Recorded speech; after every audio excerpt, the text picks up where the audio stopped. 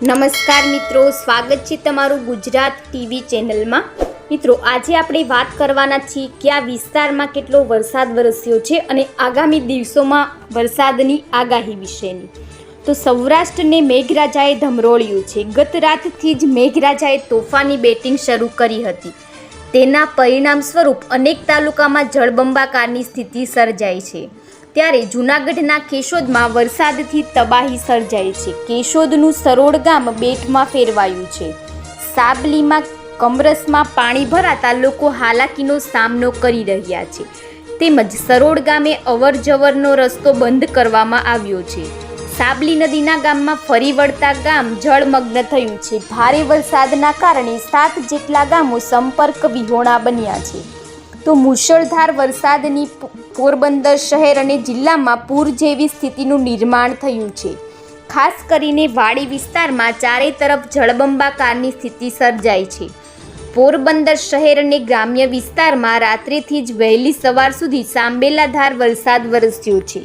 ત્યારે શહેરમાં ઠેર ઠેર વરસાદી પાણી ભરાયા છે। તેમજ કલેક્ટર ઓફિસ સહિતની કચેરીઓમાં પાણી થયું છે। વરસાદી પાણી ભરાતા લોકોને ભારે હાલાકીનો સામનો કરવો પડી રહ્યો છે। મિત્રો, રાજ્યમાં આજે હવામાન વિભાગ દ્વારા ભારેથી અતિભારે વરસાદની આગાહી કરવામાં આવી છે। તો હવામાન વિભાગની આગાહી અનુસાર સૌરાષ્ટ્રમાં વહેલી સવારથી જ વરસાદ શરૂ થયો છે।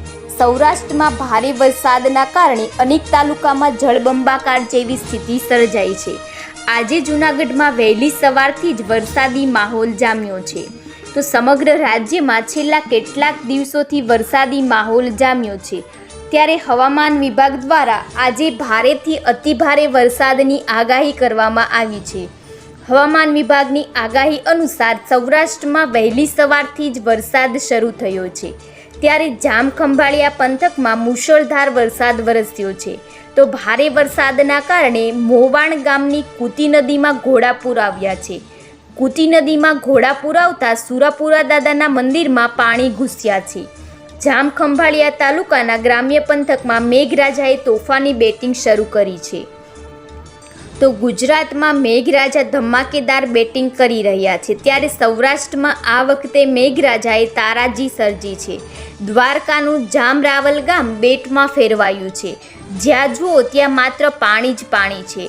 રાવલ ચંદ્રાવાડા માર્ગ પર પાણી ફરી વળતા અવરજવર માટે માર્ગ બંધ કરાયો છે। મુખ્ય માર્ગ પરથી ધસમસતા પાણીના પૂર વહેતા ચારે તરફ તબાહીના દ્રશ્યો સામે આવ્યા છે। તો મિત્રો, વરસાદને લઈને હવામાન નિષ્ણાંતે અંબાલાલ પટેલે આગાહી કરી છે કે દેશના મેદાની વિસ્તારોમાં વાદળોનો જમાવડો થતો નથી।